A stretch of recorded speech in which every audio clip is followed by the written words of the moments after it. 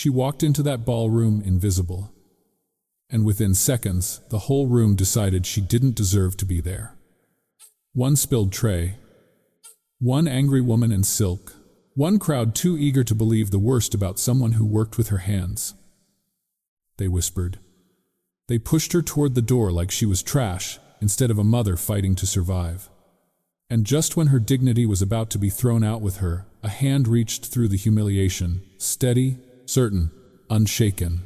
A millionaire stood up, looked every judge, every whisper, every cruel face in the eye, and said 6 words that stopped the entire room. But what happened after that moment, the truth, the fallout, the second chance no one expected, that's the part of the story you need to hear. Stay with me. It begins here. The first thing Claire noticed was the sound, the soft swell of a string ensemble drifting through the grand hall of the Blue Ridge Country Club. It mingled with the clinking of crystal glasses and the low murmur of old money catching up with old money. For a moment, she let the music steady her breathing.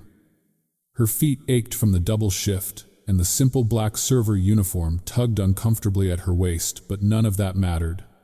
She needed the overtime. Every extra dollar mattered these days. She lifted the tray of red wine, balancing it carefully on her palm, the way she had done 1,000 times before. The polished wood floors reflected chandeliers like frozen fireworks, and the white tablecloths glowed under soft golden light.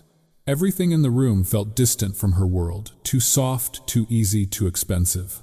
Still, she moved with practiced grace, weaving between tables as donors chatted about renovation plans for the new hospital wing, dropping names, quoting numbers in the millions.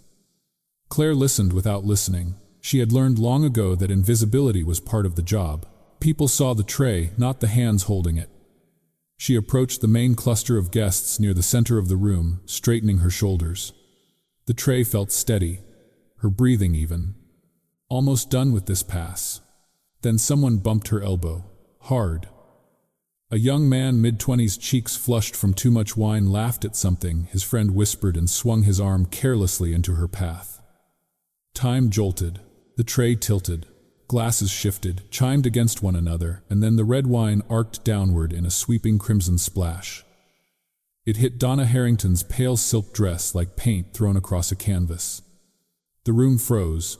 The music kept playing, but everything else stopped.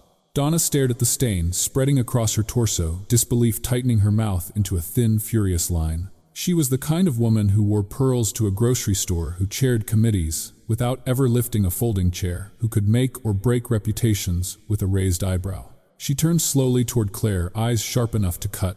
"Oh my God," Donna breathed loud enough for half the room to hear.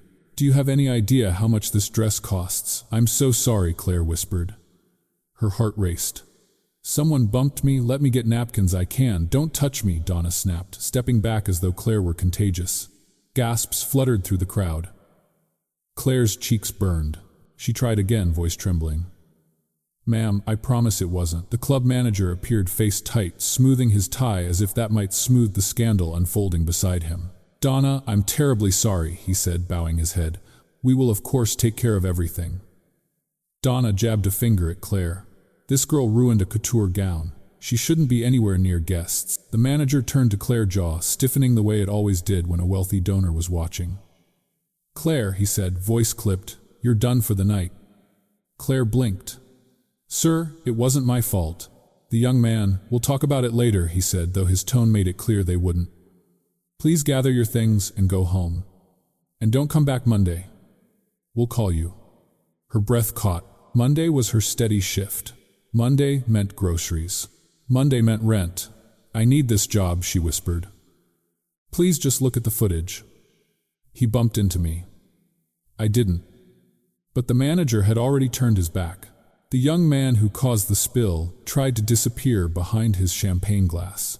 Donna continued muttering loudly about incompetence and standards. Guests watched with a mix of fascination and relief that the spectacle wasn't theirs to endure. A server brushed past Claire without meeting her eyes. Another stepped around her, as though the stain on Donna's dress might spread. It was astonishing how quickly a room full of people could make you feel like you didn't exist. 2 security staff approached with professional blandness. "Ma'am," one said quietly, "we need to escort you out." "Escort?" As if she were a threat, a criminal. Someone who didn't belong here, not even long enough to defend herself. Claire felt her throat tighten. "Please," she whispered. "I didn't," but her voice vanished under the weight of humiliation pressing in from all sides. One of the security officers gestured toward the doors. "This way." Her legs felt wooden as she began to walk. Whispers followed her like a draft of cold air. "That's the one. She ruined Donna's dress. I heard she was drinking. Probably not trained properly." Claire wanted to turn around to tell them she'd never drunk on the job a single day in 12 years, that she hadn't ruined anything on purpose, that she was just trying to make a living for herself and her daughter. But shame stole the words from her mouth.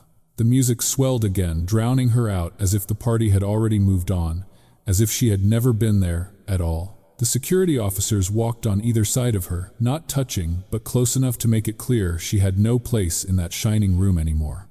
Her hands shook, her chest ached. She felt small, smaller than she had in years.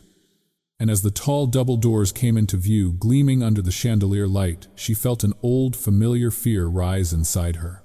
Not just of losing the job, but of sinking lower than she already was. Of falling into a place she might not be able to climb out of again.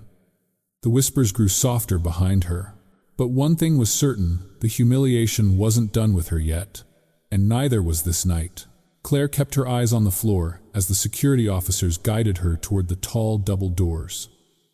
The air behind her buzzed with murmurs, sharp, judgmental, heavy. Every step felt like another piece of her life slipping out of reach. Almost there, she thought. Just get outside. Just breathe. But then, a voice cut cleanly through the whispers.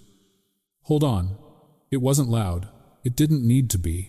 It was the kind of calm, controlled voice that carried because people instinctively listened. The guards paused. Claire looked up.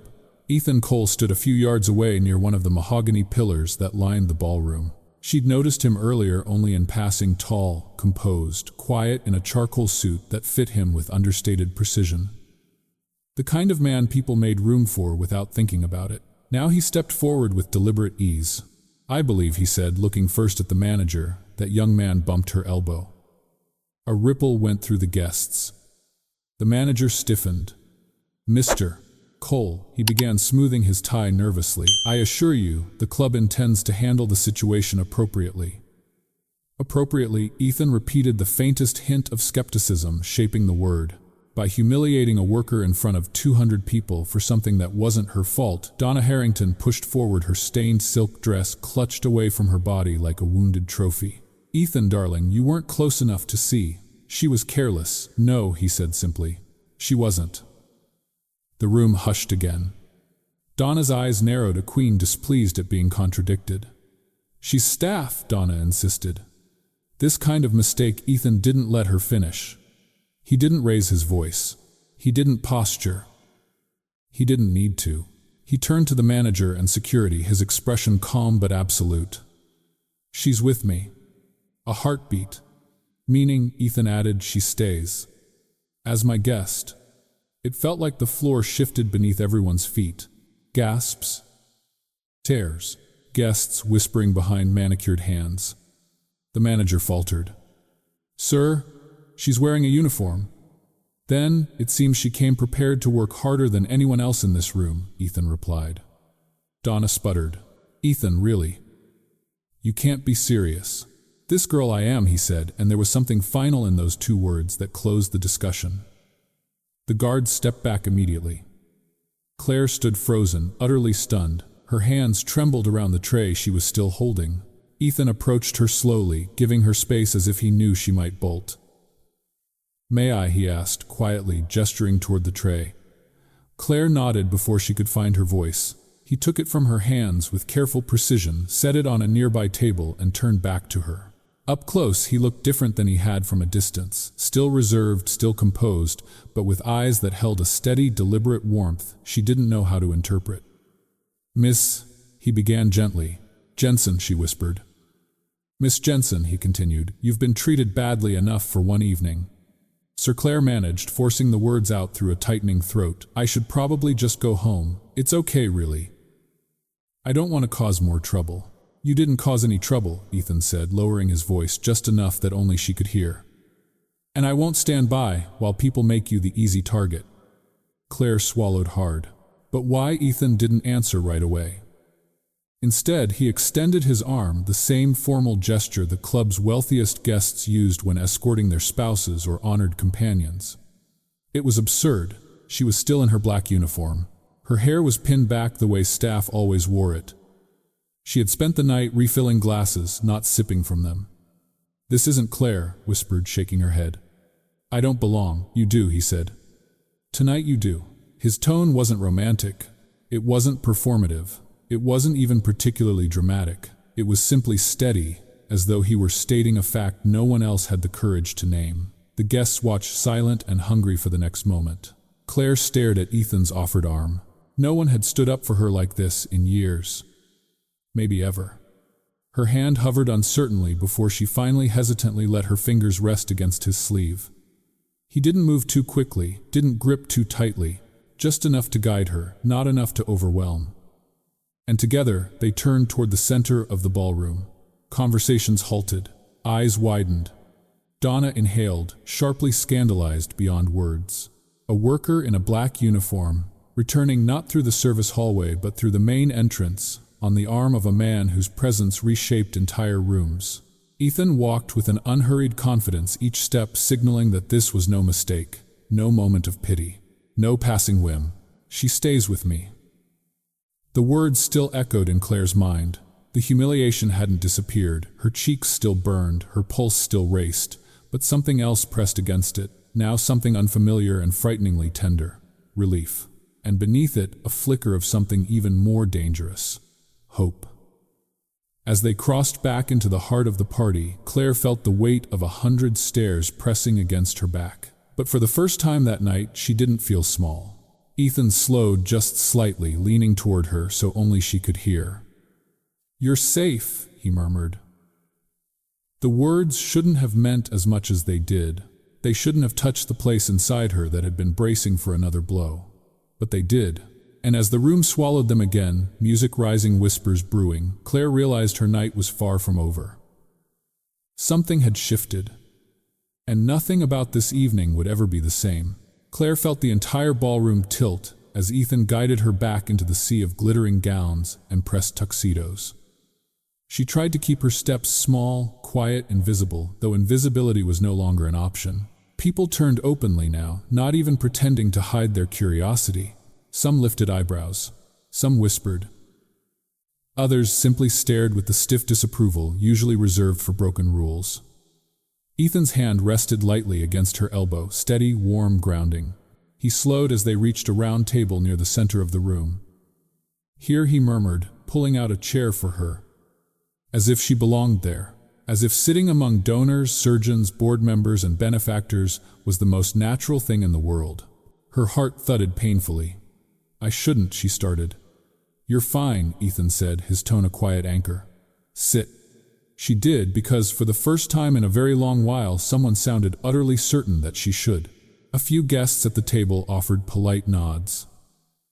Others avoided looking at her entirely, as though acknowledging her would make the scandal more contagious.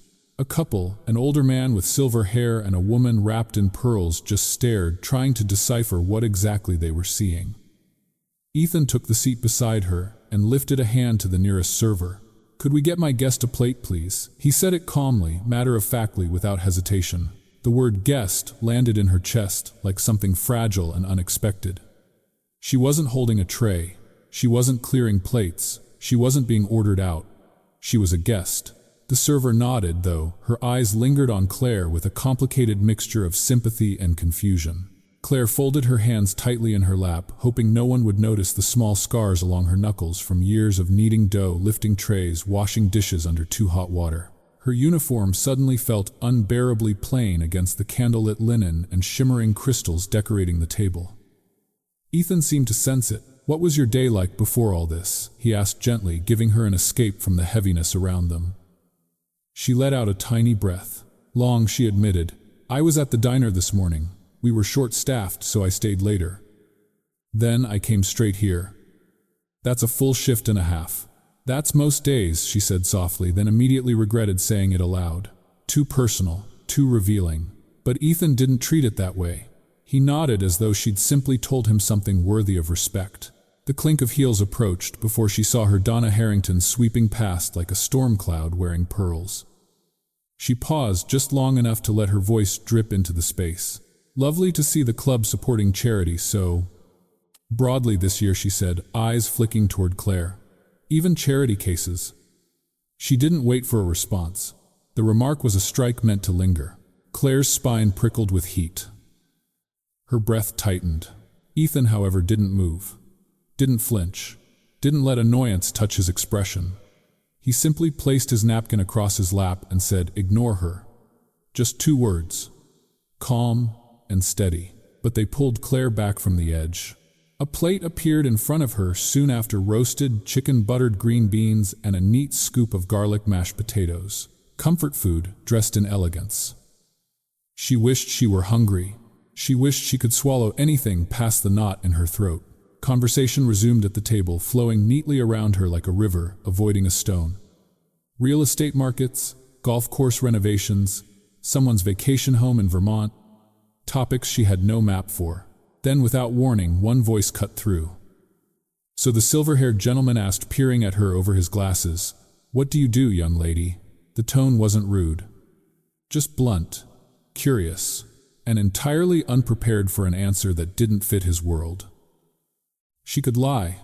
She could tell him she worked in administration, or hospitality coordination, or something that didn't scream women who make mistakes get fired in front of donors. But when she looked sideways, Ethan was watching her, not pressuring, not steering, just listening, present.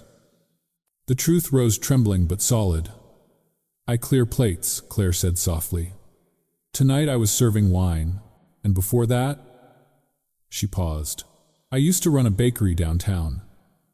A small, quiet settled over the table, as though the guests weren't sure what to do with honesty spoken so plainly. The older man blinked. "A bakery, yes," she said. Her throat tightened around the memory. "It was small, but people liked it.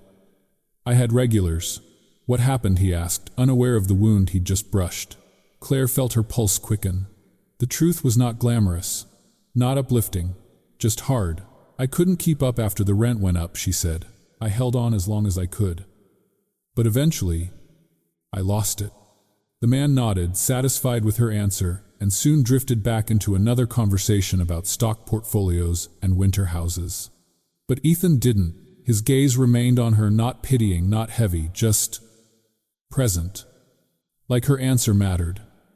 "You said used to," he murmured quietly enough that only she could hear. "But you still talk about it like it's alive." She looked down at her hands, thumbs brushing the faint line of flower scars that never fully faded. "Some things stay with you," she said, "even when you lose them."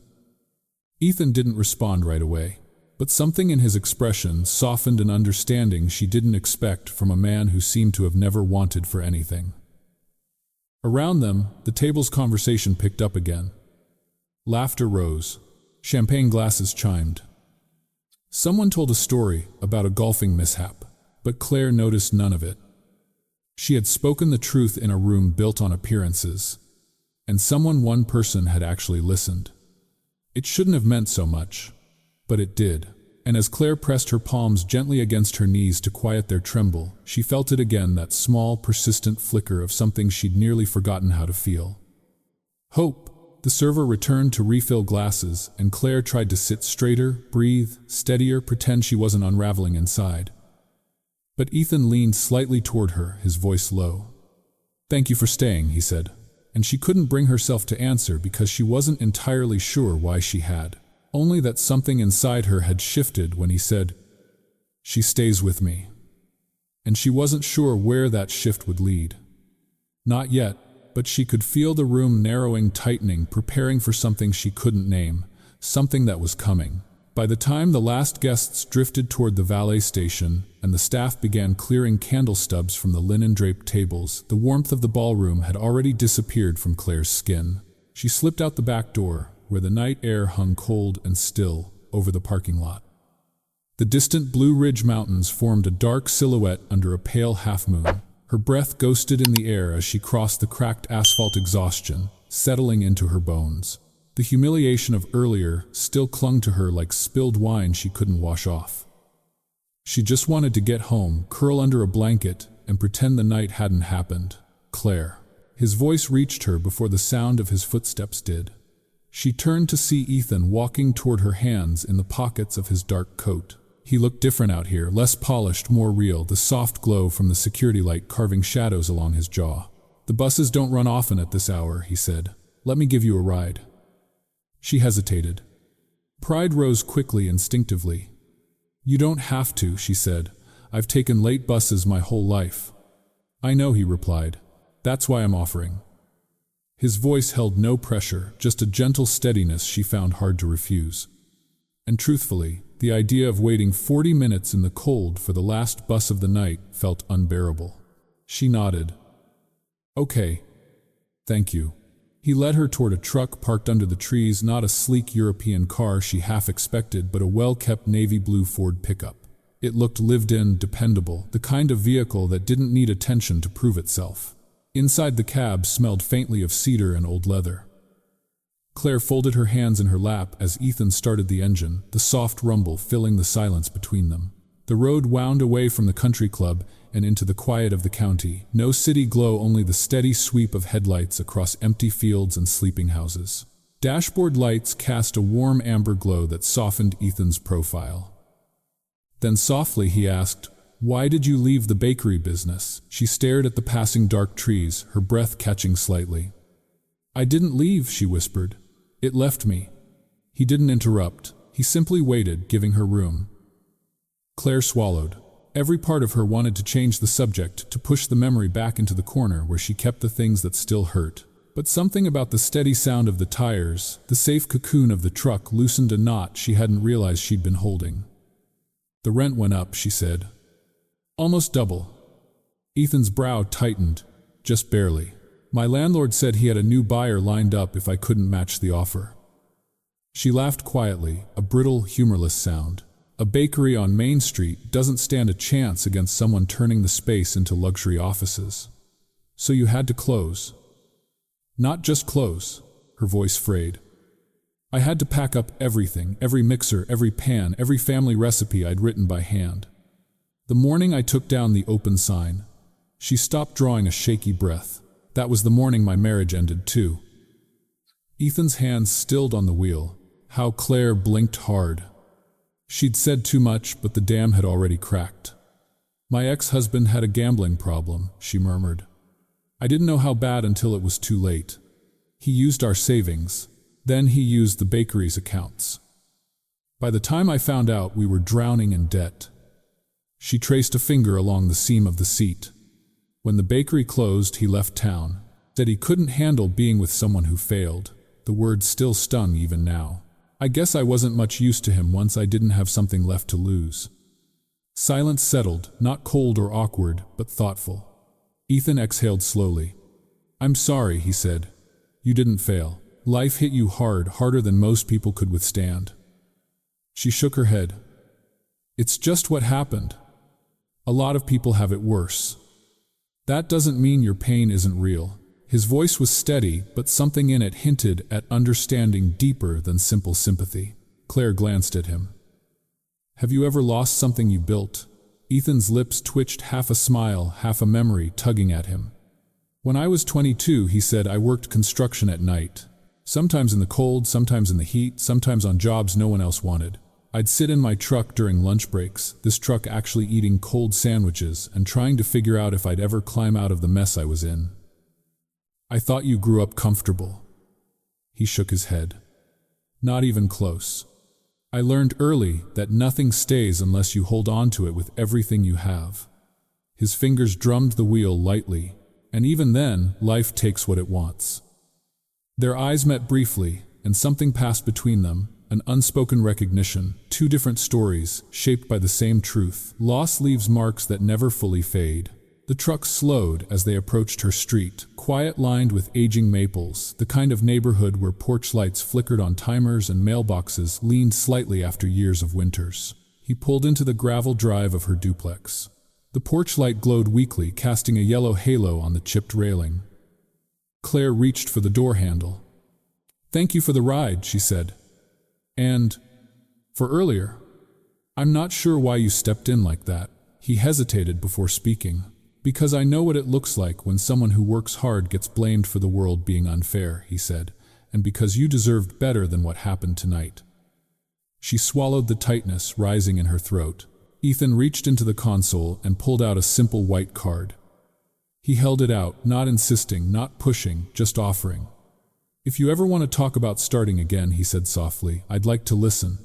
The card felt warm in her hand, though his fingers had barely touched hers. She climbed out of the truck, gravel crunching under her shoes.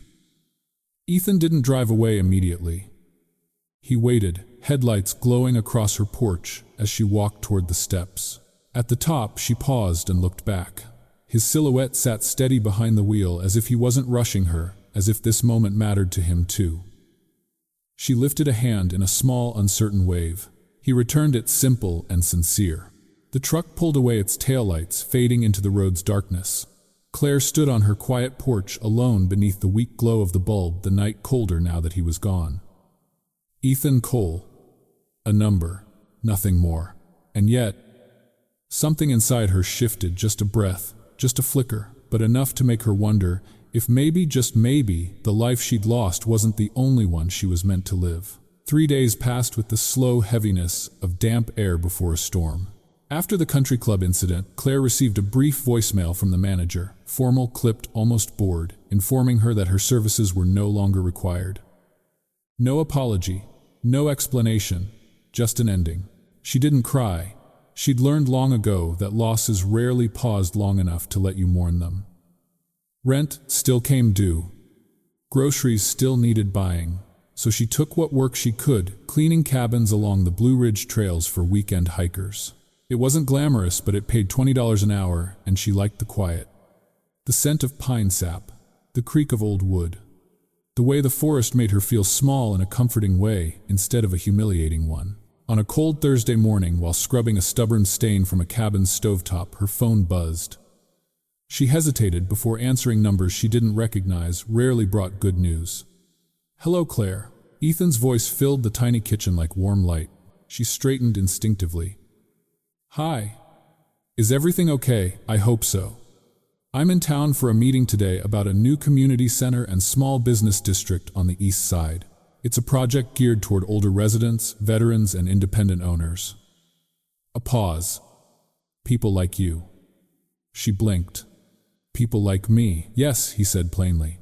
"People who know what it means to build something from nothing. People who fought to keep their doors open. People who deserve a seat at the table." She leaned against the counter, the sponge dripping water down her wrist. "Ethan, I'm not a planner. I don't know anything about zoning or development.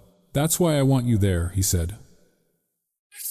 "Because they already know the paperwork. What they don't know is reality." Her pulse fluttered. You're exactly," he interrupted, gently, "the person they've never invited into the room before." Silence stretched. Thin, fragile, full of possibility. Finally, she exhaled. "What time?" 1 o'clock. "At the Pine and Hearth Cafe. I'll save you a seat." When the call ended, Claire stared at her reflection in the streaked window, hair tied back, work shirt smudged with dust, hands calloused. For years she'd been shut out of rooms where decisions about people like her were made. And now someone wanted her perspective. The thought unsettled her, and yet warmed her too. She hurried home with enough time to shower, tame her hair, and choose the best of her simple wardrobe: a soft cream blouse, dark jeans, and the one pair of flats not worn at the heel. Modest but clean. Respectable. The kind of outfit that whispered instead of apologized. At the cafe, the smell of roasted coffee beans and cinnamon welcomed her as she stepped inside. The meeting table was impossible to miss. 4 well-dressed consultants in blazers and ties sat with laptops, open portfolios neatly arranged. Ethan, seated at the end, looked up the moment she entered, and his smile, quiet, warm, certain, steadied her trembling breath. "Claire," he said, rising, "glad you're here." 4 heads swiveled her way. A mix of confusion, curiosity, and on one face, thinly veiled judgment. Claire felt her shoulders tighten. Ethan pulled out the chair beside him. "Please sit." She did, smoothing her blouse with hands that trembled just slightly. One consultant cleared his throat.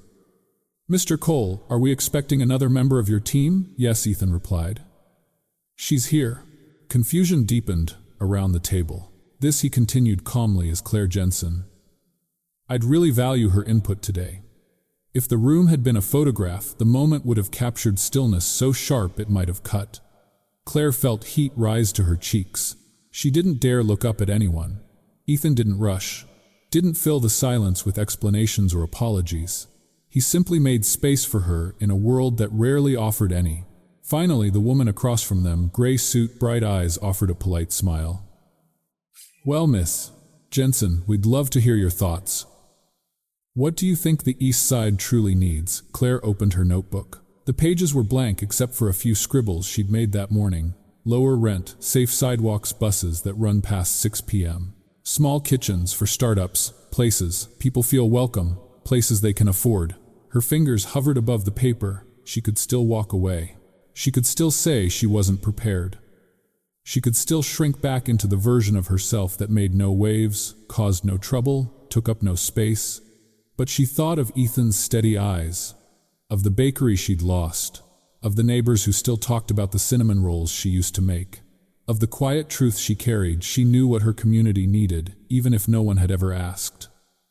Her voice wavered at first. "I think," she cleared her throat, "I think people underestimate what small businesses can do for a town." Interest flickered around the table. She pushed on. "Rent is impossible for most of us now," she said.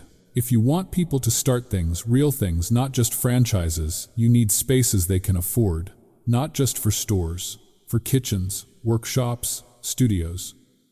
Ethan nodded, listening intently. "And older adults," she continued, gaining confidence. "They need places they can walk to, warm places to sit in winter, a cafe that doesn't overcharge, sidewalks that don't crack their ankles." She hesitated. "My mother used to say that a town that forgets its elders forgets what built it." Someone scribbled notes. Another consultant asked a question about transportation. Claire answered. Slowly at first, then with more clarity, more surety. She talked about late buses, neighborhoods where streetlights flickered out, how community gardens brought people together, how a shared kitchen could launch 5 new bakers instead of only 1. And somewhere between her words and her breath, she realized she wasn't shrinking anymore. She was shaping something. When she finally stopped, the room was quiet, not dismissive, not doubtful. "Considering," Ethan turned to her, his voice low with genuine appreciation. "Thank you, Claire." Those 3 words softened something deep inside her, something she'd forgotten she had. A consultant shifted his laptop and said, "Well." The meeting continued, but for her, the world had already shifted. She had sat at a table she never imagined she'd be invited to, never imagined she had a right to sit at, and she'd spoken. Honestly, with her whole heart. When the session wrapped up, Claire closed her notebook. Her hand still shook, but with something that felt startlingly like hope. Real hope. On the way out of the cafe, Ethan touched her elbow lightly. "Thank you for trusting the room enough to speak," he said. She met his eyes. "I'm still not sure I belonged there." "Maybe," Ethan replied softly, "the room belonged to you." And although the afternoon sun warmed her shoulders as she stepped outside, Claire felt a different kind of warmth settle deep in her chest, quiet, steady, dangerously alive.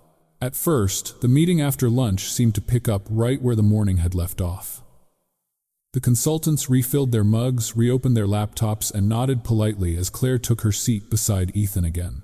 The air smelled of cinnamon and roasted beans, but beneath it ran something colder, anticipation maybe, or doubt she could already feel tightening around her. Still, she tried. She flipped open her notebook and cleared her throat softly. "I was thinking," she began, "if the new community center has space for local vendors, maybe you could set aside a small bakery stall. Something with low rent, enough to give people a chance to get started without drowning on day one." A few courteous smiles appeared. Polished. Non-committal. "That's charming," one consultant said. "But we need to consider long-term financial sustainability." Claire nodded, though disappointment pricked along her ribs. "Of course." But small businesses can be sustainable if you support. Another cut-in already scrolling through his spreadsheet. Now, about the layout of the East Wing, we're estimating 14 rentable units at standard commercial rates. She tried again. Maybe wider hallways would help. A lot of older adults use walkers. Some use wheelchairs. If the space feels cramped, they won't come. More smiles. More nods. Then the conversation snapped back to projected ROI per tenant cluster. It was like trying to plant seeds in concrete. Still, Claire pressed forward. And maybe a quiet room for caregivers. Somewhere they can rest or regroup. My mother would have given anything for a space like that when she looked after my grandmother. One consultant paused long enough to scribble something on a sticky note, but it looked more like a reminder to pick up dry cleaning than a tribute to her suggestion. The men continued talking, as though she hadn't spoken at all. She felt her throat tighten. Ethan leaned forward, his voice steady. I think Claire's points deserve real consideration. These spaces should serve actual community needs, not just profitability models. Someone chuckled, light dismissive. With respect, Ethan, we can't design a building around sentiment. Sentiment. As if lived experience was a weakness. As if people who struggled didn't understand value.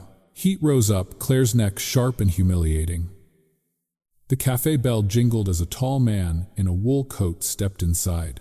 His silver cufflinks glinted in the light. Donna Harrington's husband, Richard. Claire recognized him immediately from the country club's donor wall.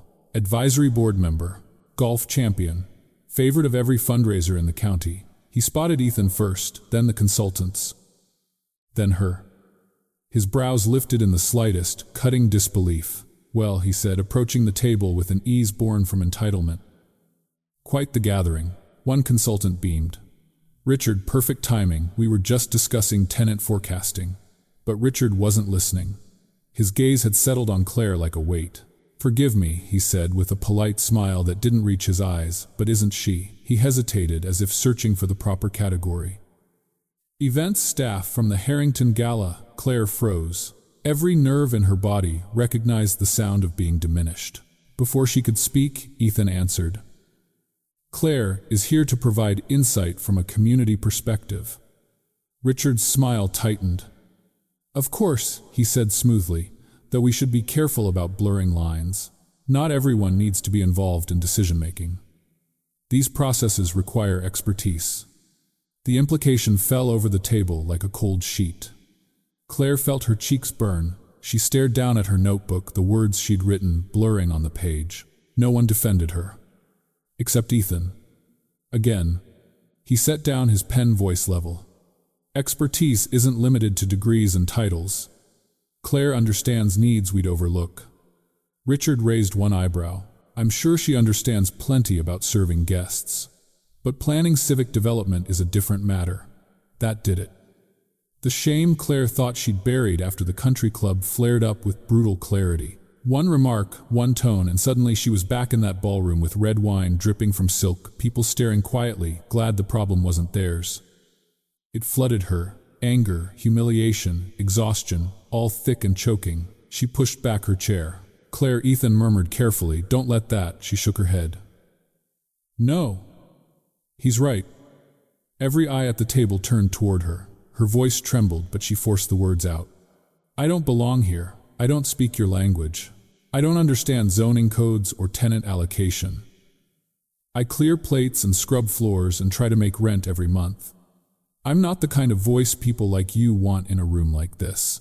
Ethan opened his mouth to speak, but she couldn't bear to hear whatever gentle reassurance he had lined up. Not with Richard's eyes still on her. Not with the consultants pretending to look interested in their laptops. She gathered her notebook, stuffed it into her bag, and stood. Thank you for letting me listen, she said softly, but I shouldn't have come. Claire, wait, Ethan said, rising halfway from his chair. But she stepped back, shaking her head. It's fine, Ethan. Truly, you don't need me in the way you think you do. And I don't need to make your job harder. The bell on the cafe door chimed sharply as she left the cold afternoon air rushing into her lungs like a shock. She didn't stop walking, not down the sidewalk, not across the street, not until the cafe was a shrinking blur behind her. Only then did she finally let her breath break, her chest tighten, her eyes sting. Of course, she didn't belong. She'd been foolish to think otherwise. Foolish to think Ethan's world had room for someone like her. As she rounded the corner, the sun dipped behind a line of pines, shadowing the path ahead. And though she tried to swallow it down, one truth lodged painfully beneath her ribs. Maybe he had offered her a seat at the table, but that didn't mean the table wanted her there. It was barely 7 a.m. when Claire heard soft footsteps approach the kitchen table. Her daughter Lily, still in pajama pants and an oversized hoodie, hovered in the doorway with the look she always wore when she wasn't sure how to say something. "Mom, you need to see this." Claire glanced up from the stack of bills she was trying to organize. "Honey, can it wait? I'm already late." "It can't," Lily whispered. Something in her voice made Claire's heart tighten. She nodded, motioning her closer. Lily set her phone gently on the table. A video was already open. Claire recognized the scene immediately. The sweeping ballroom, the tray of wine. The moment everything turned red. Donna's shriek slicing through the speakers. Claire flinched just hearing it again, but the caption beneath the video made her go cold. "Server caught drunk and stealing at charity gala." Her breath snagged. "What? That's not what happened." "There's more," Lily said softly. The video cut suddenly to footage from earlier that night. Claire remembered the moment she'd found a gold bracelet on the carpet while refilling water glasses. She'd picked it up, held it out to a guest who'd dropped it, but the clip had been edited. Sharply, cruelly. It ended right at the second she lifted the bracelet before the part where she returned it. "Mom," Lily said, voice small, "someone made it look like you were pocketing it." Claire pressed her fingers against her lips. No, that's not possible." Who would? But she didn't finish the sentence. She already knew the answer. Someone who wanted her small. Someone who wanted her silent. Someone who wanted her gone. Lily scrolled through the comments.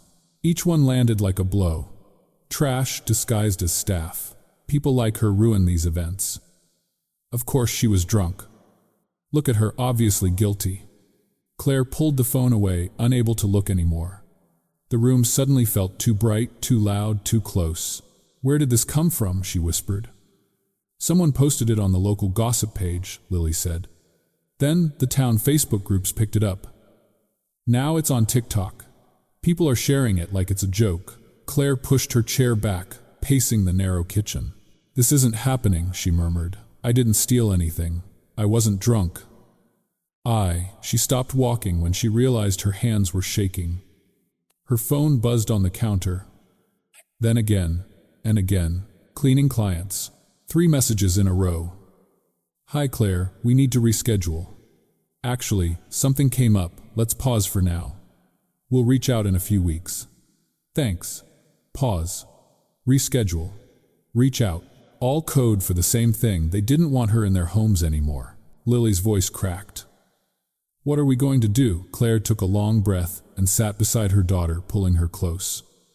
"We keep going," she whispered, but the words felt thin, fragile. She wasn't sure she believed them herself. Another buzz. This time her chest tightened for a different reason. "Ethan."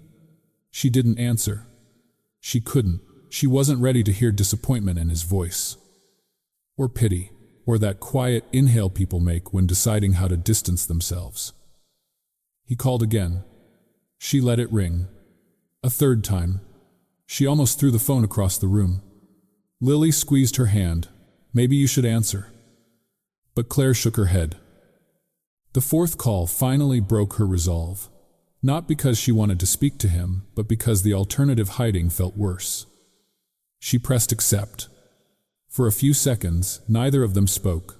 Then Ethan said softly, "Claire, I saw the video." Her stomach dropped. She waited for the words she feared. "But they didn't come." "My PR team flagged it," he went on. "They said it looks messy. They suggested I put some distance between us. Not publicly support the project we talked about together." There it was. The thing she knew would happen. She stared at the kitchen wall, feeling her throat close. "You see," she said, her voice flat, "this is what happens when I get near your world. Claire, you get dragged into the mud because of me. Your name gets tangled with mine. You get advised to back away. And maybe you should." Her voice cracked. She hated that he could hear it. "You don't deserve this," she whispered. On the other end, Ethan exhaled slowly, not annoyed, not impatient. Just steady. "Claire," he said gently, "we don't let their version be the last word." She closed her eyes. "You don't understand. Their version is the only one people listen to." "That's not true." "It's absolutely true," she insisted, the fear finally spilling through the cracks. "People like me don't get to correct the story. We don't get second chances. We get labeled, judged, and thrown out.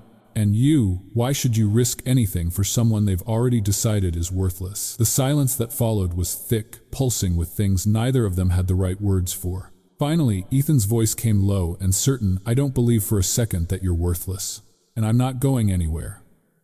But before he could say more, before she could let those words settle into the aching places inside her, Claire hit the red button. The call ended. She stared at the darkened screen, her breath shaking. Lily placed a hand on her shoulder, but Claire barely felt it. The truth she'd fought all her life pressed down again, heavier than ever. Once the world decided what you were, it never cared to ask again. And as Claire sat there in the quiet kitchen, the echo of Ethan's last words lingered, warm, steady, impossible. But she didn't believe them. Not yet.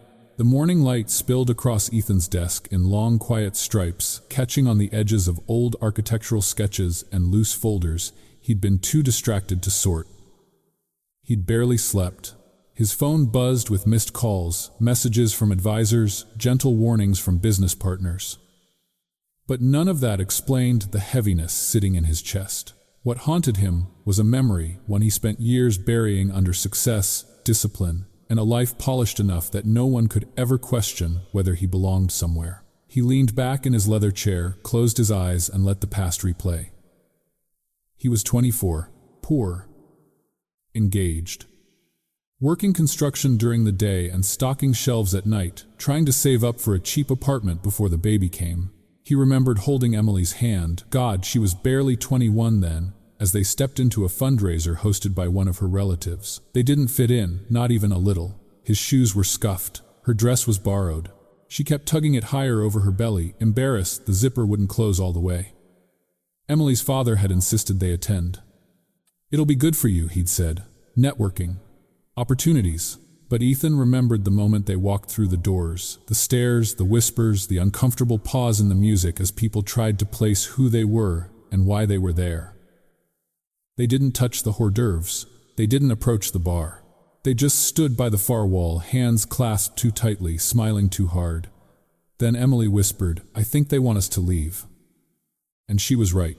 The host's father, stern, immaculate, radiating the confidence of a man who'd never once been asked to justify his existence, approached them with a polite smile stretched too thin. "I'm afraid this event is reserved for a different crowd," he'd said. "You two must understand. Nights like this require a certain image."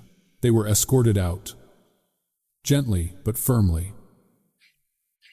The humiliation snapped something deep inside Ethan that night. He remembered standing beside his rusty pickup truck, holding Emily close as she cried into his coat. He'd stroked her hair and said, "We'll never let anyone make us feel small again." But secretly, he wasn't sure he believed it. That wound didn't ruin him. It fueled him. Every blueprint he drew, every project he fought, for every late-night decision he made to keep climbing. It all came from that moment on the pavement where he'd vowed he would never again be the man people pushed aside. And 2 days ago, watching Claire exhausted, overworked, treated like she was disposable, he'd seen himself, standing on the wrong side of a velvet rope, trying to apologize for a world that refused to apologize back. Ethan opened his eyes. He understood now why he had stepped in that night without thinking. He recognized the look in her eyes, the look of someone who had been told all her life that she didn't belong anywhere important, and he knew with a certainty that surprised him that he would not allow that lie to win. He stood, grabbed his keys, and headed out. An hour later, Ethan sat across from his attorney in a private conference room. A media strategist joined them, her laptop open, her eyes sharp with questions. You want the full security footage from the Harrington Gala, his attorney asked. Yes, Ethan said. Every camera angle. The media strategist exchanged a glance with the attorney. This is about the video going around, the one painting the woman Claire as a drunk thief. It's manufactured, Ethan replied. Edited. We assumed as much, she said. But why get involved publicly? You could let the club handle the fallout. They won't, Ethan said. They'd rather protect donors than the truth. The attorney tapped his pen. Requesting footage is one thing. Going public is another. The Harringtons are a powerful family. Donna's father still sits on half the charity boards in the county. If you embarrass them, I don't care, Ethan said. Something in his tone made both advisors pause. The footage arrived within minutes, private server access through the club's admin portal. The attorney clicked play. There it was. Camera 1. The young man stumbling into Claire's elbow.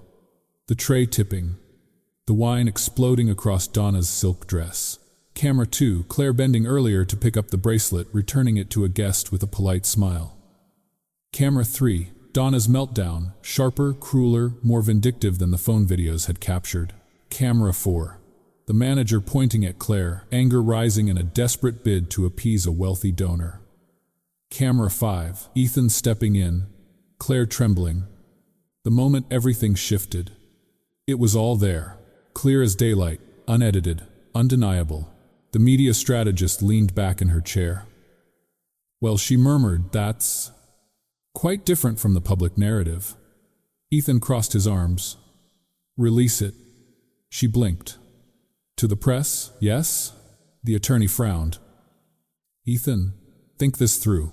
If you go public, the Harrington family will take it as a personal attack. They will retaliate.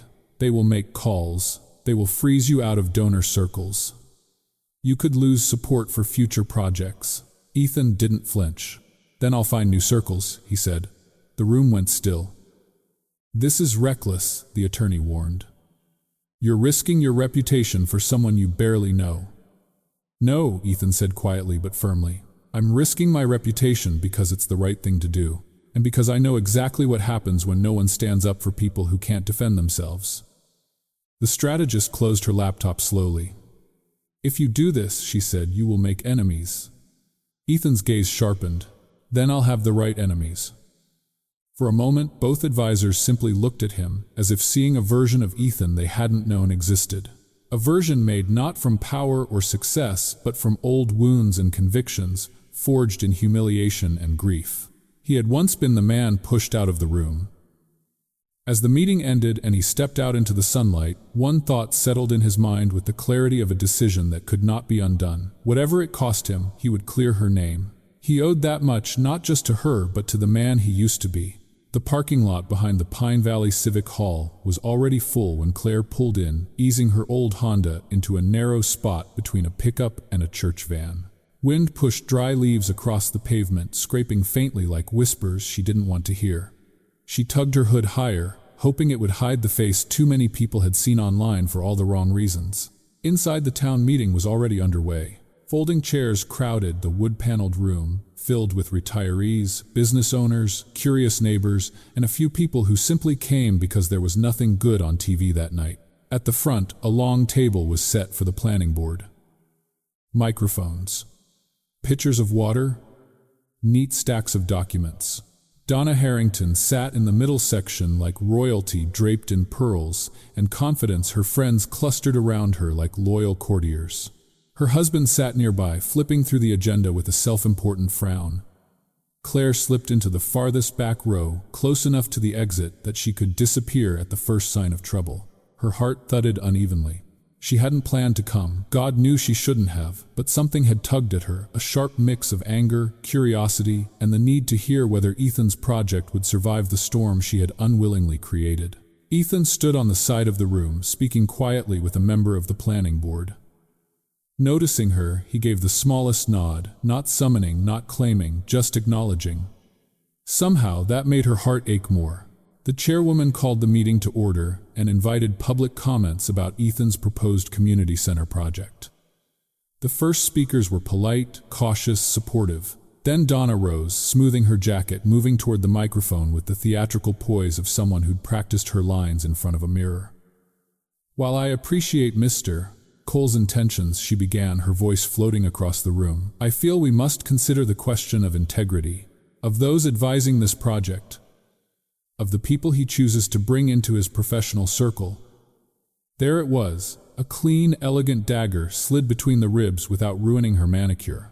Murmurs rippled through the hall. Claire sank lower in her chair, throat tightening. Donna continued, her smile soft but slicing. "Some of us here witnessed a rather unfortunate incident at the country club gala. And now there's talk on social media of certain individuals involved in theft, intoxication, deceit. That's enough." The voice didn't boom. It didn't rise. It simply cut clean through the room like a wire pulled taut. Ethan stepped toward the front, hands relaxed at his sides, but his posture unmistakably firm. The chairwoman raised a brow. "Mr. Cole has the floor." "Thank you." He moved to the microphone, pausing long enough to look out over the crowd. Claire felt pinned by that gaze, even from the back row, though he didn't search for her. He spoke to the room as a whole. "I've heard rumors. I've seen the edited videos. I've listened to the gossip." He rested both hands on the podium. "But since we are discussing integrity tonight, we need to start with the truth." A few uncomfortable shifts in chairs. Papers rustled. Donna's smile stiffened into something sharper. Ethan nodded toward a young technician by the projector. "If you would." The lights dimmed slightly as the screen flickered to life. Claire's breath froze. It was the footage, the full, unedited version from the gala.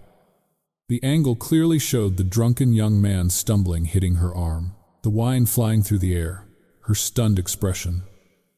And then, earlier that evening, the clip of her picking up a bracelet and returning it with an embarrassed smile. Nothing twisted. Nothing cut to make her look guilty. Gasps scattered through the hall like sudden sparks. Two women in the front row glanced at each other, shame coloring their faces. A man who owned the hardware store sighed, rubbing his temples. Donna rose abruptly.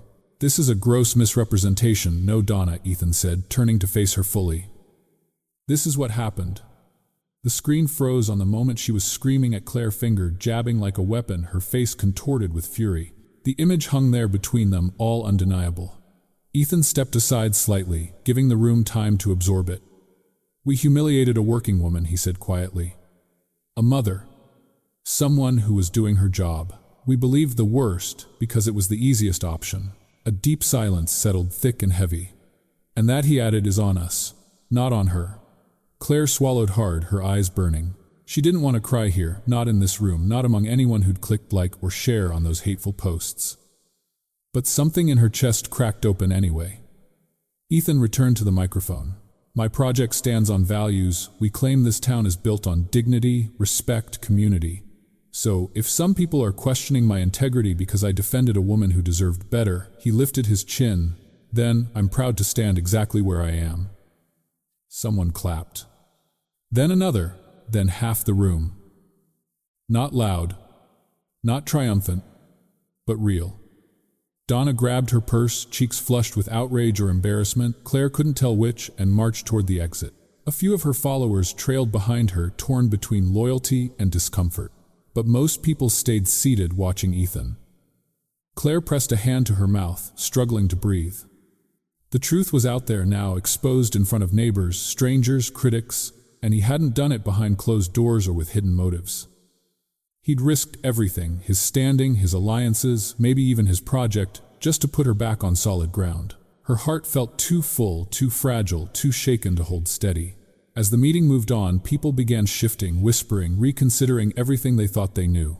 In the back row, Claire wiped at her eyes and wondered something terrifying, impossible, and suddenly very real. What was she supposed to do with a man who chose her side, even when the world didn't? And what would it cost him next? The emotion lingered unresolved, hanging in the dimmed air like a question neither of them yet dared to answer. The house felt quieter than it should have that night. Not peaceful, just thin, like the walls were holding their breath. Claire set her keys on the kitchen counter and stood there for a moment, coat still on, staring at the small lamp glowing over the sink. Normally, Lily would have music playing, humming along while scrolling her phone or reheating leftovers. But tonight, the silence pressed in. Lily, Claire called softly. A faint movement came from the living room. Her daughter sat, curled on the couch, hoodie pulled over her head, thumb flicking nervously across her phone screen. She didn't look up. Claire approached slowly. "Hey, you okay?" Not a yes. Not even close.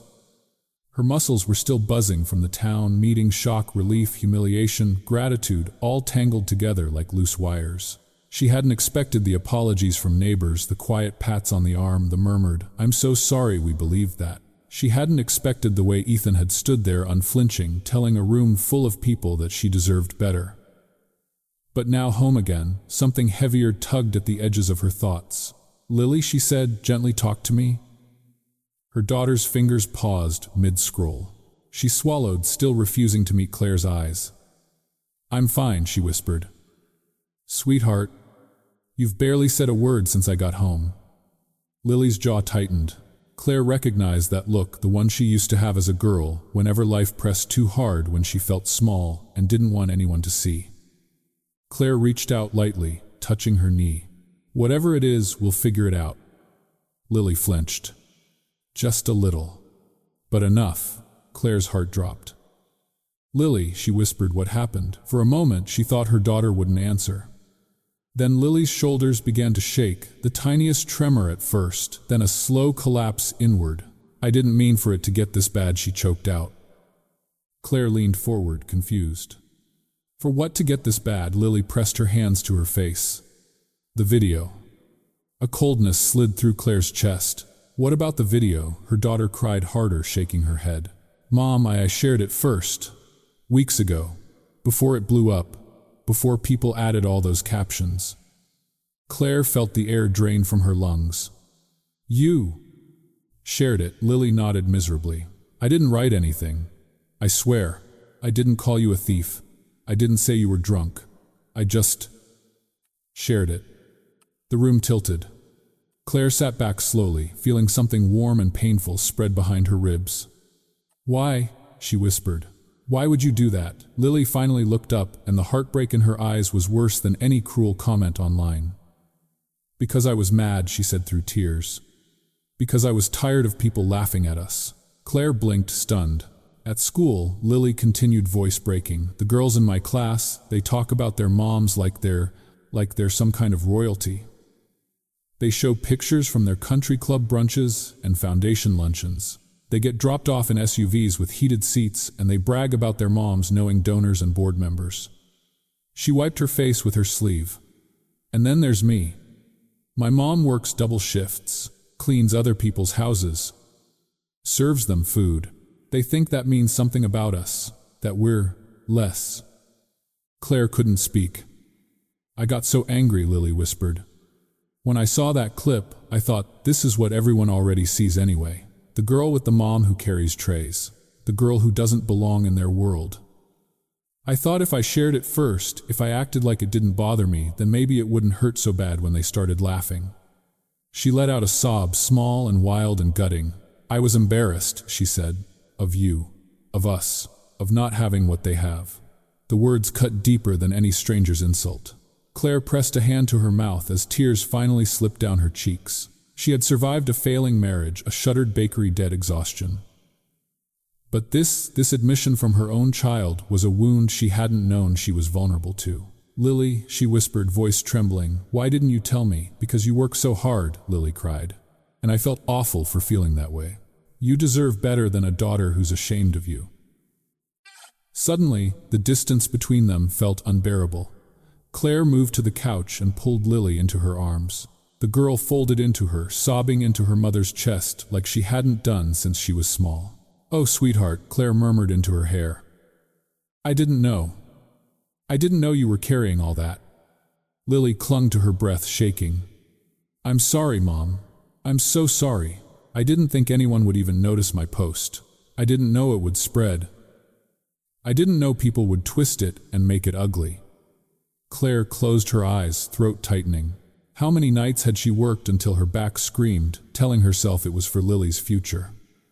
How many times had she held her head high while others judged her?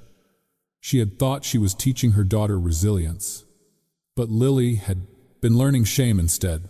"Hey," Claire whispered, cupping her daughter's face gently. "Look at me." Lily lifted her red tear-streaked eyes. "We are not," Claire said softly, firmly, "what they say we are. Not those girls, not their parents, not anyone online. But I know." Claire brushed a thumb across her cheek. "You shared something because you were hurting, and you know what, I understand that kind of hurt.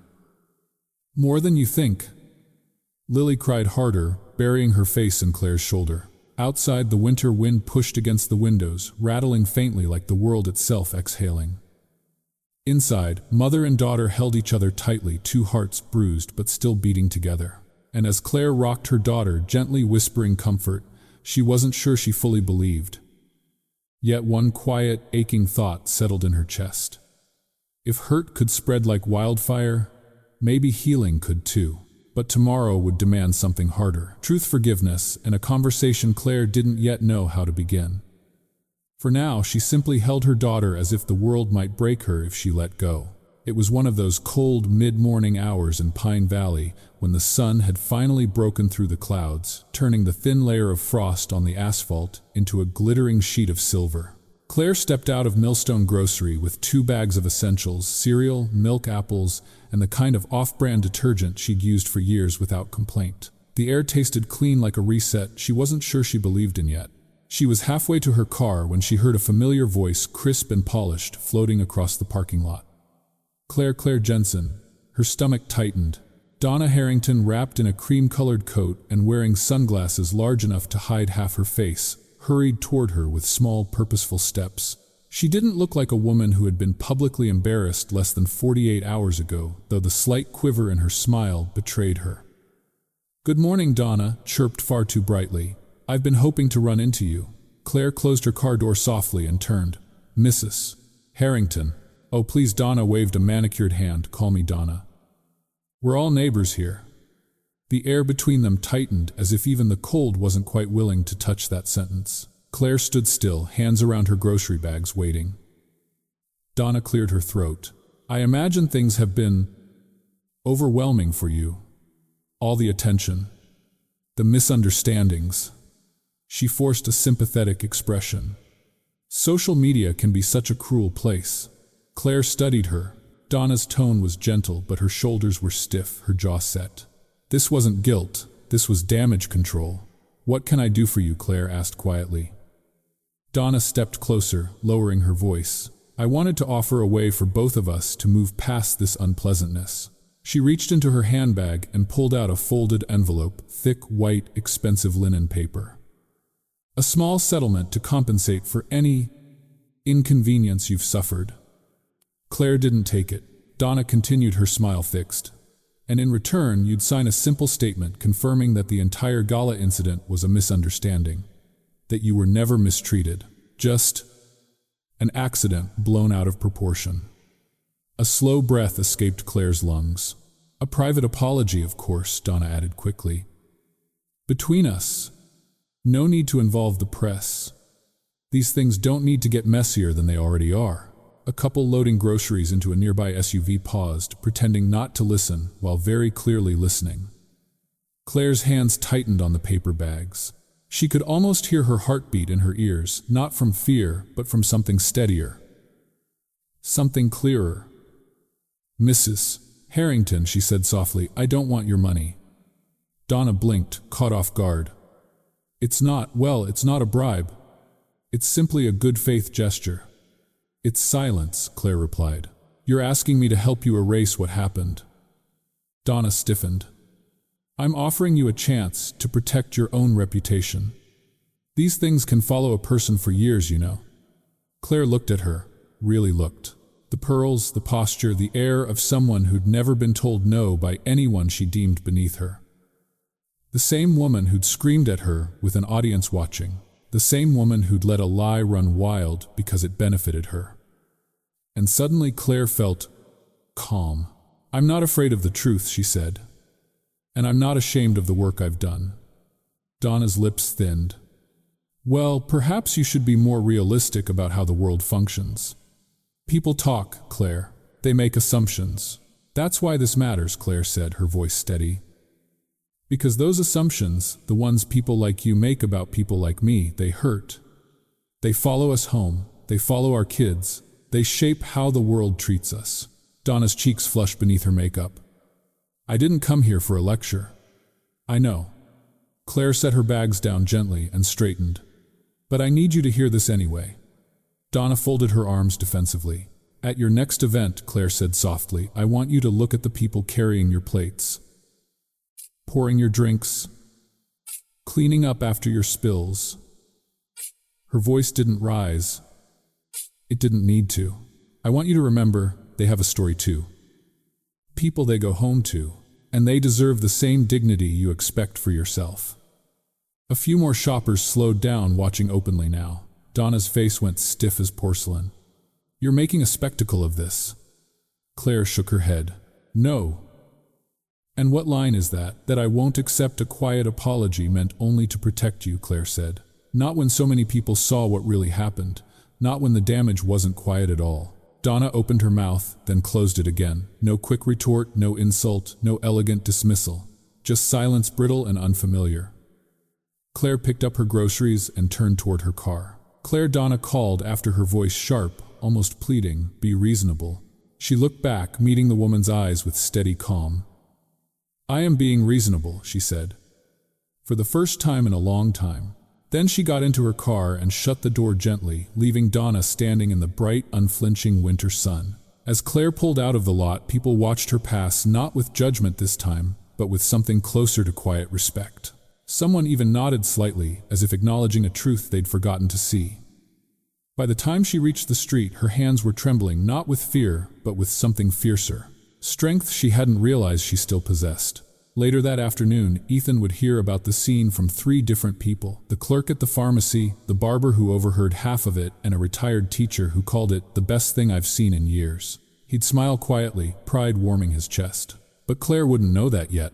Driving home, she simply wondered, if standing up for herself felt this powerful, what else had she been too afraid to try? The question lingered unsettling and full of possibility, like the first line of a story she was finally ready to write. Saturday morning arrived cool and bright, the kind of early spring day that smelled faintly of thawing earth and sawdust from half-finished construction sites. Claire pulled into the gravel lot beside the community center frame, Lily in the passenger seat, still rubbing sleep from her eyes.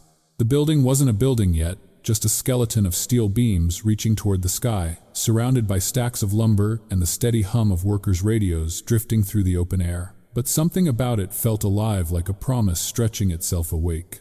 Ethan stood near the entrance, hands in his coat pockets, the wind tugging at his hair. When he saw them, his smile softened, not triumphant, not pitying. Simply warm. Morning, he said. Thanks for coming. Claire stepped out of the car, hugging her jacket tighter. You said you wanted to show us something. Come on in, watch your step, still a work in progress. They followed him across the unfinished floor. Sawdust clung to their shoes. The scent of fresh-cut pine lingered in the air. Workers nodded respectfully as they passed. For a moment, Claire felt strangely tall, like she belonged in these plans, these conversations, this future. Ethan stopped near the front corner of the building. Sunlight poured through the open side, making long geometric shadows across the plywood floor. I wanted you to see this before anyone else, he said. He handed her a rolled-up blueprint. Claire uncurled it carefully, her fingers trembling before she even realized they were. There, in clean black lettering along the front-facing corner, were 3 simple words. Claire's Bakery. Working name. Her breath hitched. Ethan, what is this? A proposal, he said gently. A real one. She stared at the blueprint, disbelieving, speechless, her heart thudding somewhere too close to her throat. The corner gets the best morning light, he continued, stepping closer. Good foot traffic. We'll keep the rent low, tied to actual revenue. You'll keep majority profit. The rest helps fund the center.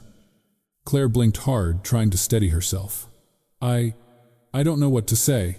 You don't have to say anything yet. Just look. He guided her to the actual corner space. Right now, it was nothing more than a rectangle outlined by wooden studs, open to the wind and the sawdust drifting like fine snow.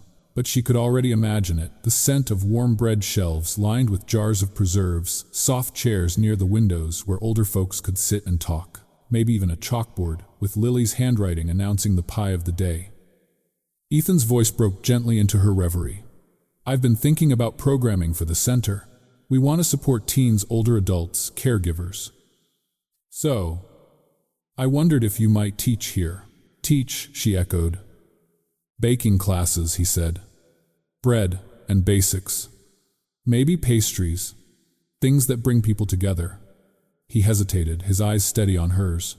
You know how to make people feel safe, seen? There aren't many who can do that. Claire swallowed, shaken by how deeply he seemed to understand something she'd never put into words. Lily wandered ahead, running her fingers along the unfinished beams. Mom, she called softly, look at the windows. It's perfect. Everyone walking by will smell the bread. Claire turned back to Ethan. A good one. Then, more quietly, people will come for your bread, Claire. But they'll stay because of the way you listen to them, the way you treat them. Her chest tightened. The fear surged, first familiar, sharp. What if I fail? She whispered. I've already lost one bakery. I've disappointed people. I've disappointed myself. You didn't fail, Ethan said firmly. You were pushed out by circumstances no one could have weathered alone. His expression softened, and starting again isn't proof you failed. It's proof you're still standing.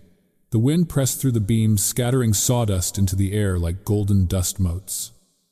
Claire closed her eyes, letting the moment settle. Lily approached, tugging gently at her sleeve. Mom, Claire looked down. Her daughter's eyes were clear, earnest, still red-rimmed from nights of regret, but steady in a way that made Claire's heart ache. You've been baking for everyone else your whole life, Lily whispered. Maybe it's time you do it with your name on the sign. Claire felt something shift inside her, a quiet, powerful exhale of all the fear she'd been holding. She stepped closer to the bare wooden stud of the future bakery and pressed her palm against it. The wood was rough, cold, real. Her voice trembled, but the words were solid. All right, she whispered. Let's do it. Ethan let out a slow breath, one she hadn't noticed he'd been holding. Good, he said softly. We'll build it together. Not as a rescue, not as repayment, but as equals, stepping toward something new. Claire looked around the half-built room, sunlight warming the dusty air, workers shouting measurements in the distance. Lily standing beside her with cautious pride. A bakery, a community, a chance at healing woven together in steel and sawdust and the scent of imagined bread. For the first time in years, the future didn't feel like a cliff's edge. It felt like a doorway. Still, beneath the hope stirring in her chest, a small, uncertain flutter remained. Building something new was one thing. Learning to believe she deserved it, that would take a bit longer. And she wasn't entirely sure Ethan understood just how much of her heart he was asking her to risk. Not yet, but maybe soon.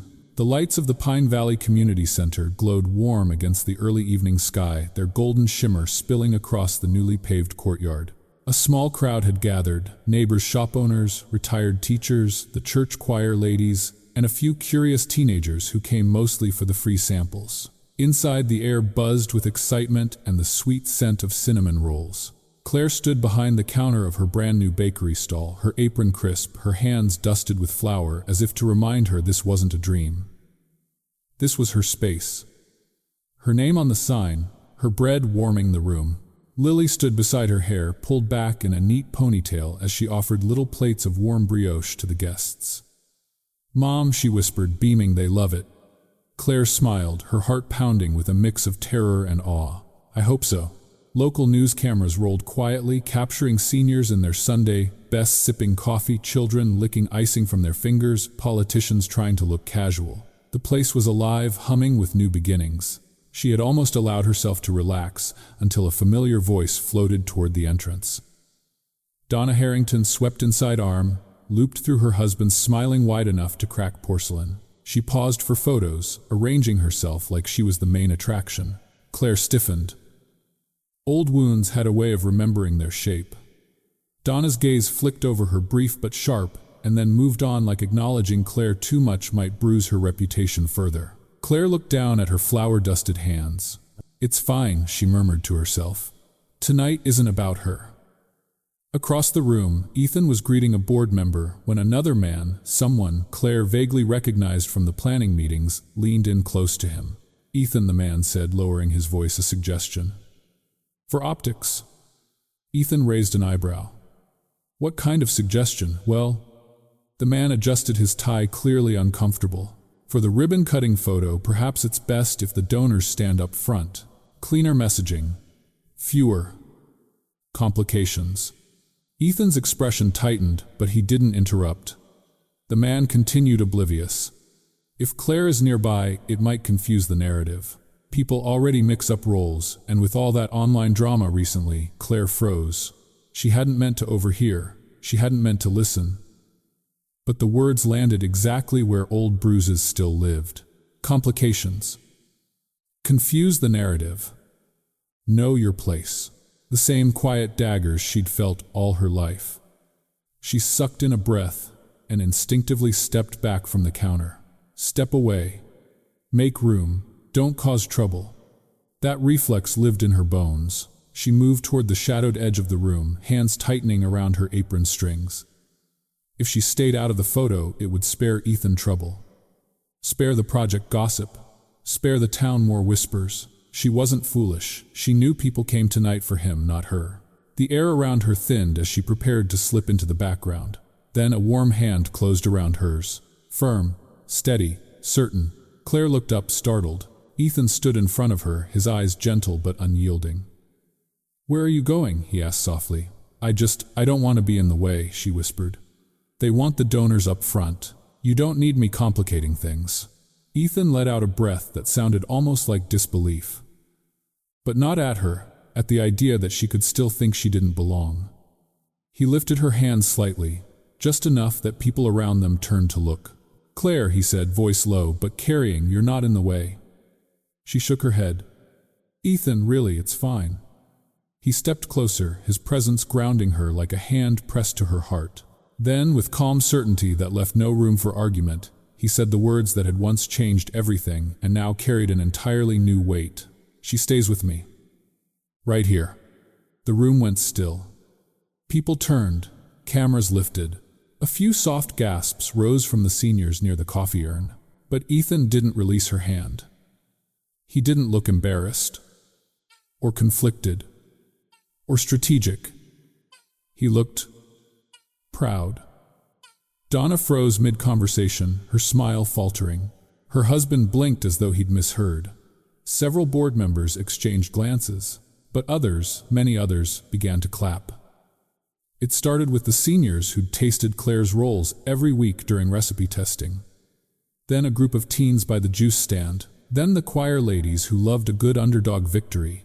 Applause spread across the room like light touching one surface after another, illuminating what should have been clear from the beginning. This community wasn't confused.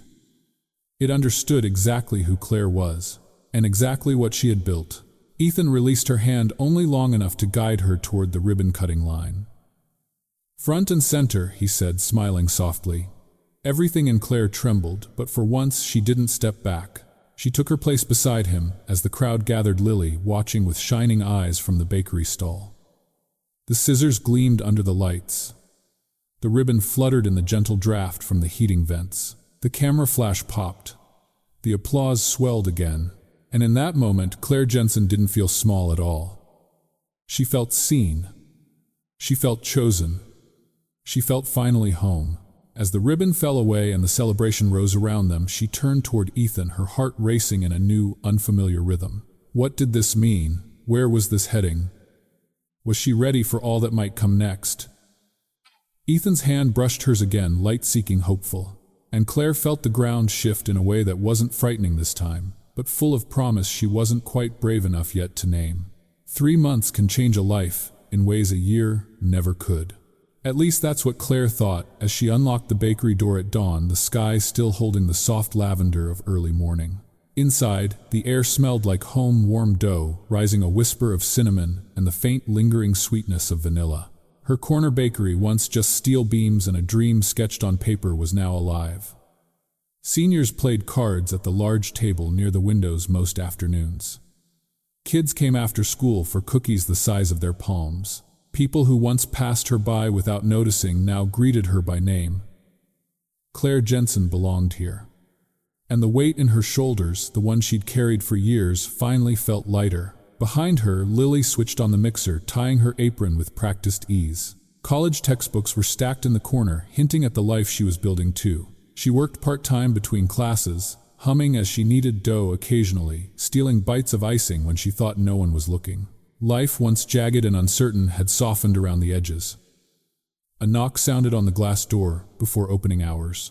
Ethan stepped inside, holding 2 coffees in one hand and smiling the kind of smile that settled something deep inside her chest. "You're early," Claire teased. "You're predictable," he countered, handing her a mug. "I could set my watch by your mornings."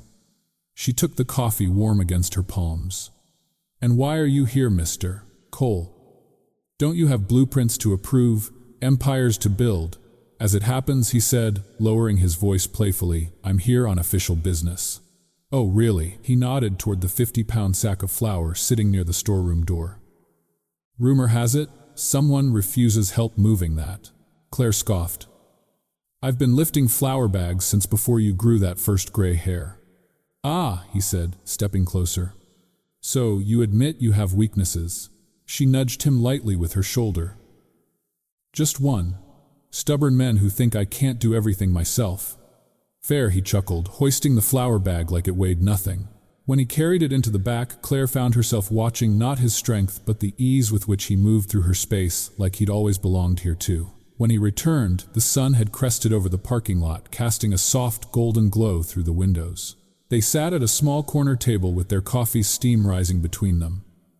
For a while they didn't talk. They didn't need to. The silence was comfortable, warm. Finally, Ethan rested his hands around his mug and spoke quietly. "You know," he said, "I never told you why that night at the gala shook me so much." Claire looked up. "You didn't have to. But I want to." Something in his voice made her still. "I saw you," he said slowly, and it felt like watching my younger self all over again. Standing in a room where you're not welcome, being judged before you can speak, trying not to shrink. Claire's breath caught. She'd known he understood her, but not like this. "I swore back then," he continued, "that if I ever had the power to stop that from happening to someone else, I would." She looked down at her hands, dusted with flour. "Some days," she whispered, "I still think all of this will disappear, that someone will tell me I'm not supposed to have a place like this." Ethan leaned forward, elbows on the table. "Claire, listen to me." She did. "I can't promise the world won't hurt you again. It probably will." His voice softened. "But I can promise you won't face it alone." The words landed gently, like a blanket laid across her shoulders on a cold day. Claire held his gaze for a long moment. His eyes were warm, steady, patient, the kind of eyes that asked nothing but offered everything. Slowly, deliberately, she reached across the table and took his hand. This time it wasn't him offering, it was her choosing. His fingers closed around hers, strong and certain, and the quiet between them deepened into something fuller, something tender that didn't demand a name yet. In the front of the bakery, Lily flipped the open sign, the small metal chain clinking softly against the glass. The first customers of the morning, Mr. Tate with his cane, followed by the Martinez twins, who loved her raspberry rolls, shuffled inside, greeted by the warm scent of fresh bread. Claire smiled, the kind of smile that came from a place she'd thought was gone forever. Once upon a time, she had been kicked out of a party. Now she welcomed a community through her own front door. She glanced at Ethan beside her, their hands still loosely threaded together. Maybe life didn't owe her justice. But somehow, in ways she never expected, it had offered her belonging instead. And maybe, just maybe, love was rising quietly in her life, the way bread did, slowly, patiently, needing warmth and time. The morning settled around them, peaceful and full of promise.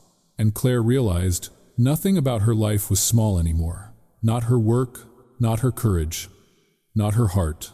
Sometimes healing begins where we least expect it, in the hands that lift us when we're certain we should shrink.